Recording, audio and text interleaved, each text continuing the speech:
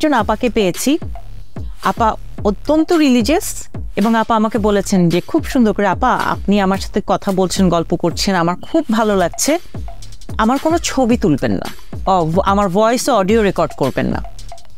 এবং ওনাকে রেসপেক্ট করে আমি কিছু করিনি। তাই আমি বললাম যে আপা আপনি কিভাবে চলেন? তখন উনি বললেন যে আপা আসেন, বললে আমাকে ওনার ঘরের অন্দরমহলে নিয়ে গেলেন।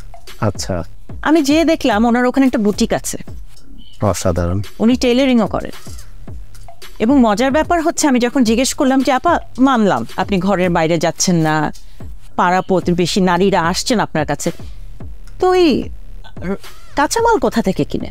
উনি বলে আপা আমার স্বামী আমাকে সাহায্য করে। দেখা হবে ঢাকা পডকাস্টে বৃহস্পতিবার রাত 8টায়।